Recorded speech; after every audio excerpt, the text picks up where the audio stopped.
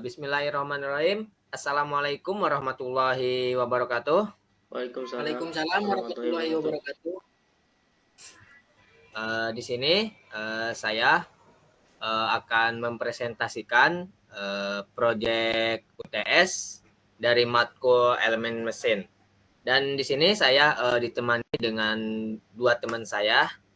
Untuk yang pertama Ramjan Putrawan, yang kedua Mujib Baturrahman, dan saya sendiri Muhammad Ridho Rudiansah. Dan di sini saya akan mempresentasikan materi dari sesi 1 yang judulnya konsep perancangan dan unit sistem. Oke, next.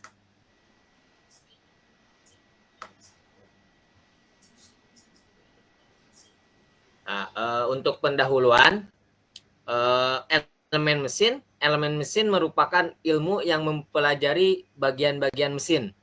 Dilihat antara lain dari sisi bentuk komponen, cara kerja, cara perancangan, dan perhitungan kekuatan dari komponen tersebut. Nah, metode dan proses perancangan serta perancangan bagian-bagian permesinan untuk memenuhi kebutuhan tertentu.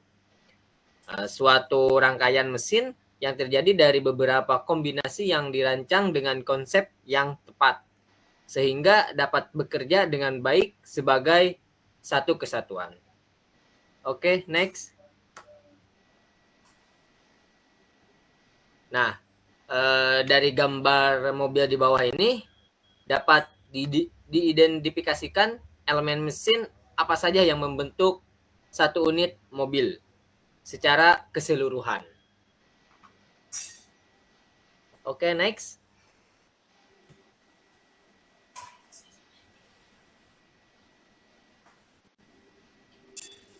Nah, untuk penjelasannya, mesin gabungan dari berbagai elemen mesin yang membentuk satu sistem kerja. Mesin-mesin penggerak pemula, turbin seperti air, uap, gas. Contohnya pesawat terbang, kapal laut, kereta api, dan lain-lain. Untuk motor listrik, AC, pompa air, kompresor, dan lain-lain. 9 motor bahan bakar bensin dan diesel seperti mobil, sepeda motor, kereta diesel, generator listrik. Untuk kincir angin, pompa, ada generator, ada generator listrik. Untuk mesin-mesin lainnya ada kren, lift, kontrol, derek, alat-alat berat, mesin pendingin, mesin pemanas, dan mesin produksi, dan lain-lainnya. Mesin-mesin tersebut terdiri dari berbagai jenis dan jumlah komponen pendukung yang berbeda-beda. Oke, next. Nah, untuk dari dasar-dasarnya diperlukan untuk dapat mempelajari dan mengerti tentang elemen mesin dan permasalahannya di antara lain berikut dengan sistem gaya. Gaya merupakan aksi sebuah benda terhadap benda lain dan umumnya ditentukan oleh titik tangkap atau kerja, besar, dan arah. Sebuah gaya mempunyai besar, arah, dan titik tangkap tertentu yang bergambarkan dengan anak panah seperti yang ada di bawah ini.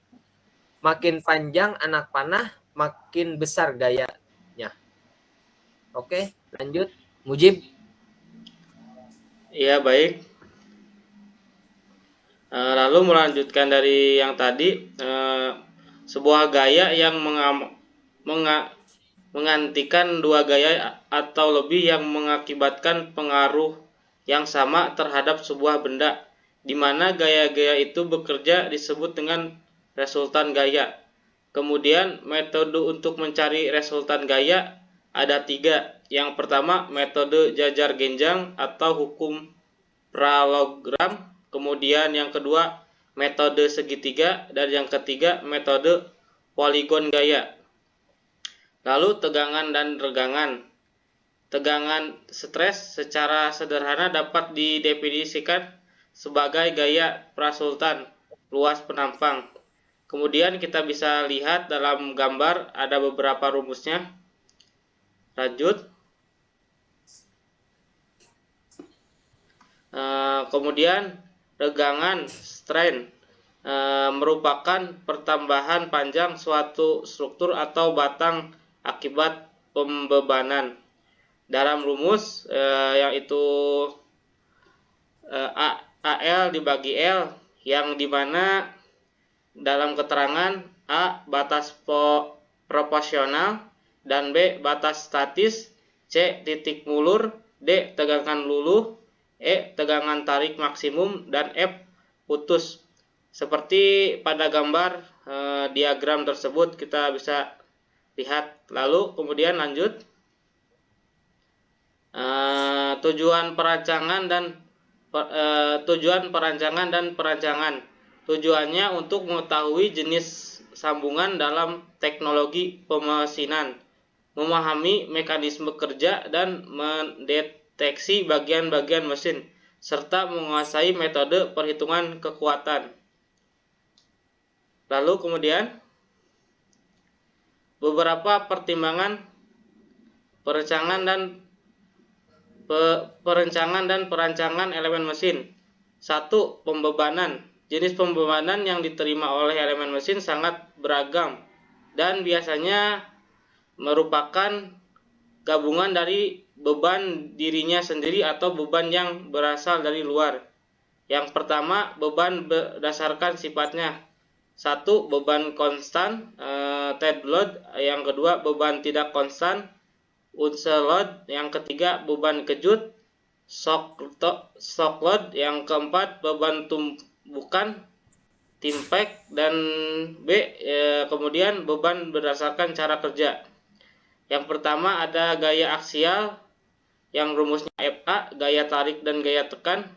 Kemudian gaya radial yang rumusnya FR, kemudian gaya geser FS, dan yang keempat torsi, momen puntir, yang kelima momen lentur atau disingkat M. Kemudian Muhammad Ramjan yang melanjutkan. Oke, jenis elemen yang bergerak. Jadi gerakan elemen atau kinetik mesin, operasional kinerja mesin sangat bergantung pada pengaturan paling sederhana dari bagian-bagian yang memberikan gerakan yang diperlukan. Gerakan bagian-bagian tersebut dapat berupa gerakan bujur sangkar yang meliputi gerakan searah dan bolak-balik. Dan juga ada gerakan melengkung yang meliputi gerak putar, osilasi, dan harmonik sederhana. Dan kecepatan konstan dan juga percepatan konstan atau variabel. Selanjutnya, prosedur perancangan mesin juga ada pengakuan akan kebutuhan, pernyataan lengkap tentang masalahnya yang menunjukkan kebutuhan, tujuan atau tujuan mesin akan dirancang. Di sini ada sintesis atau mekanisme. Pilih mekanisme yang mungkin atau kelompok mekanisme yang akan memberikan kondisi yang diinginkan. Prosedur perancangan mesin, analisis gaya, dapat gaya yang bekerja pada setiap elemen, gaya yang ditransmisikan oleh setiap elemen tersebut, dan juga pemilihan bahan. Jadi tentukan bahan yang sesuai untuk setiap kebutuhan elemen mesin. Selanjutnya, ukuran dan tekanan elemen rancangan.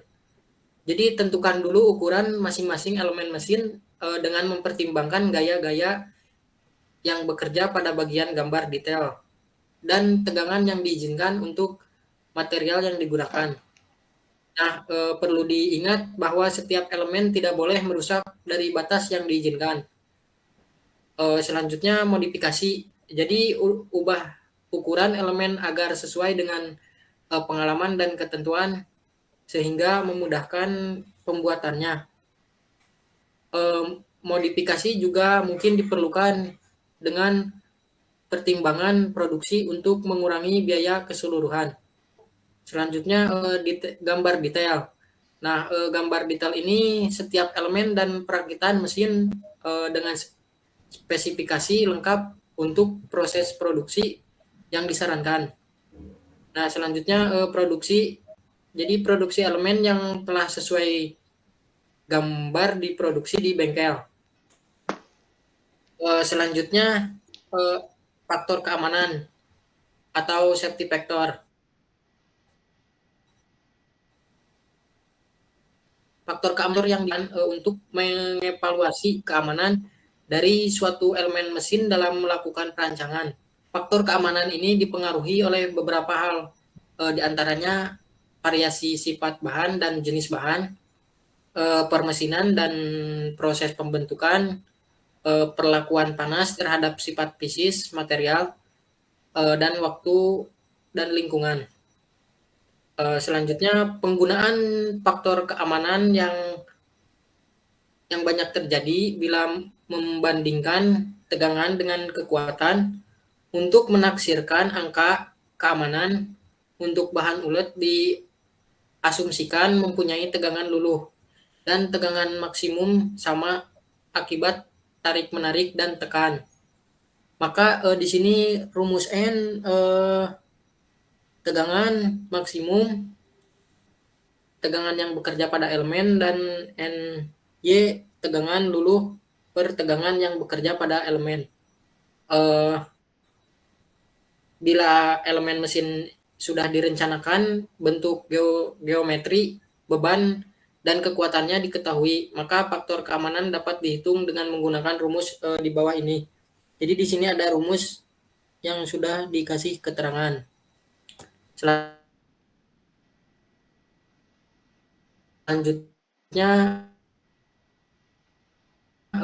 yaitu kolom nilai dasar untuk faktor keamanan dipakai beban atau tegangan kegagalan, yaitu rumusnya seperti yang di bawah ini. Untuk selanjutnya sekian dari kami, kurang lebihnya mohon maaf. Assalamualaikum warahmatullahi wabarakatuh. Waalaikumsalam warahmatullahi wabarakatuh.